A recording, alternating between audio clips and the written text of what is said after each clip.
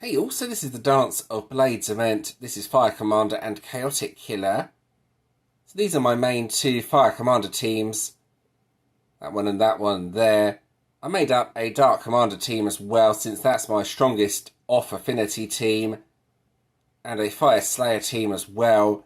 Neither of those two teams really did too much damage in testing. So it's all about the Fire Commander teams this time around. So let's start with the first team. We have Corinne Flameforged Legion as the first card. This has a nice increase to Fire Commander damage, 285%. Fox Flame Fencers, this is the event ultimate form. A very good ultimate form. Gives the next Fire Commander a 570% damage buff. This is going to be essential going forward, so hopefully you will all get this ultimate form. Fireborn Flora. This is 4 times awakened, only the 1 pink star though. Does increase self-damage by 500%. It's also unstoppable as well. Primetime Pros. This has a nice increase of 220% to Fire Commander damage. Buffed up to 320% when ambushing. Then Sentries of the Sands, the final card. This increases Fire Commander damage by 275%, plus has an upgrade skill and a passive here that cleanses. And for the relics, this is just my best relics with 2 chaotic relics at the end. It breaks more than enough shields and can be used for the early levels of the ultimates as well, which is always useful. The 2 shield breaker relics, here's the first one. And the one here as well. This one actually breaks 5 plus 1 per Fire Commander Ultimate Hero, making it really good. Then for this team, I just made one slight change. Heretic Hunters is the replacement hitting card. This is 3 pink stars, 5 times awakened. This one converts, increases self-damage by 275%. Plus upgrades the power gems as well, which is very nice. The buff isn't as good as Fireborn Flora, but more pink stars and more awakening. So one other option you can try is this as well. I replaced the middle card with Destiny's Mastermind. I haven't really powered this up enough, so it's not really suitable, but it is a Chaotic Killer card.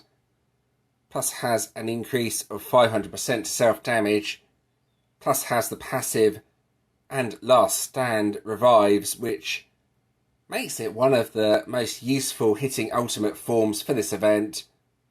And if you have it a bit better than what I have here, it may well be worth using. Especially for the ultimates as well, since you need those revives.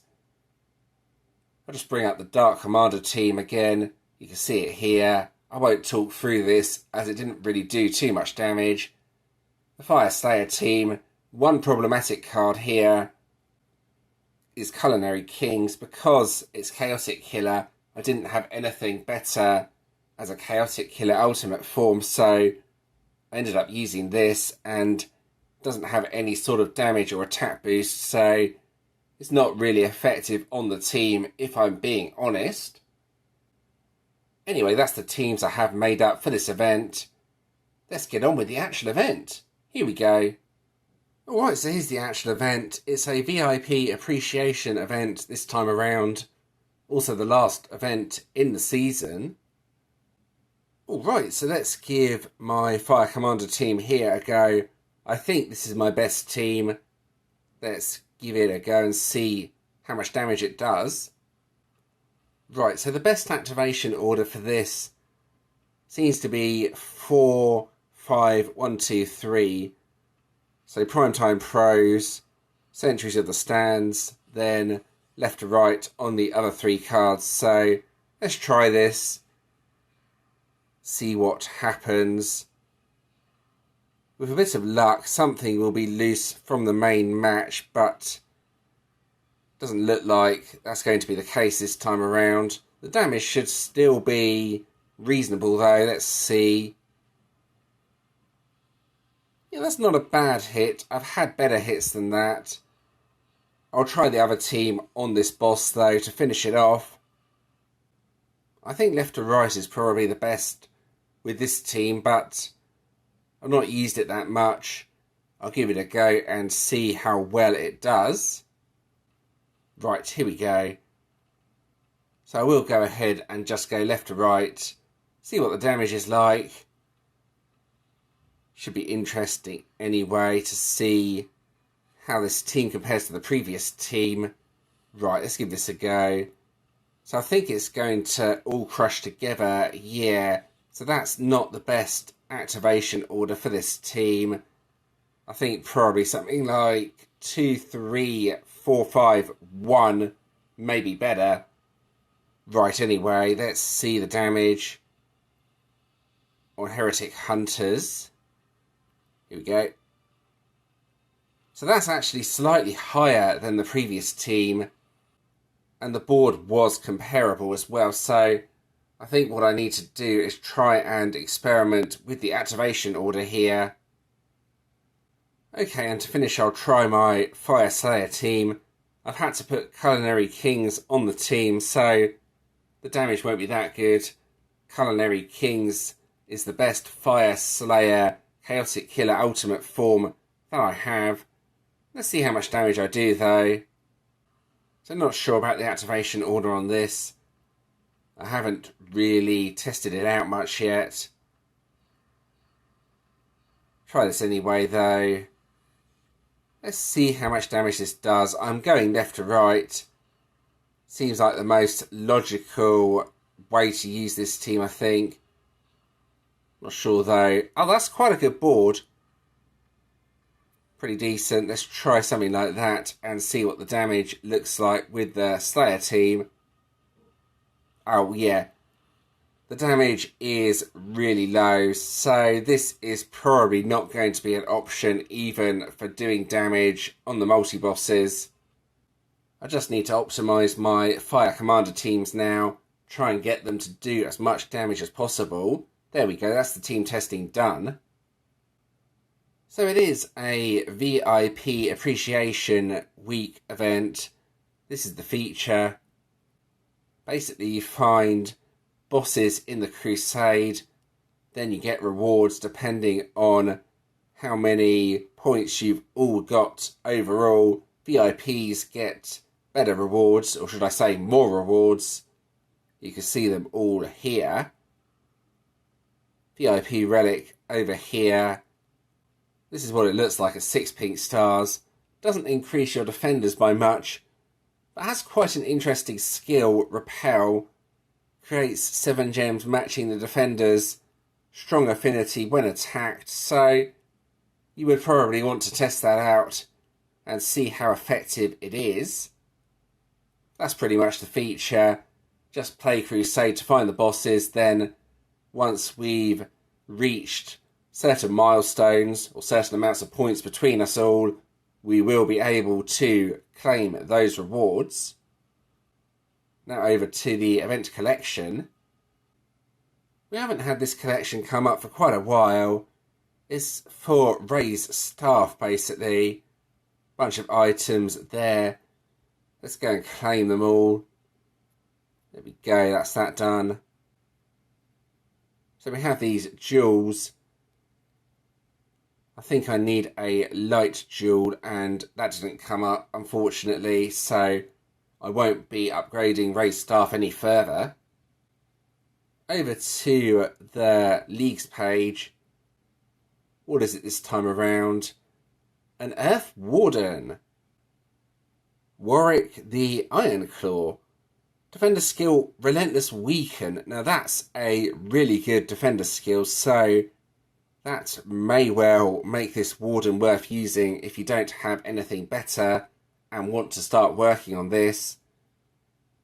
Battle skill, destroys all non-earth gems, not really of any use. But that's a pretty decent Warden though, just for the weaken defender skill. Over to the ultimates page. Let's claim the support hero and take it up to 6 stars and see what I get from the random bonus hero. There we go, that's that done. Let's claim this random bonus hero and see what I get. Okay, that's a Generation 2 hero, I think. But it's the hero I didn't have out of the collection, so that's always a good result. Right, let's have a look at the event ultimate form in more detail. So this will be an essential ultimate form going forwards. Fox Flame Fencers gives the next hero a 570% damage buff. That's a really big boost. Boost up your hitting card. Pretty much an essential deck to get. If you are just going to get the one deck from the season, this will be the one to get. Almost definitely going to be useful for quite a long time with that big damage boost. Alright, so here is my opinion of decks from best to worst.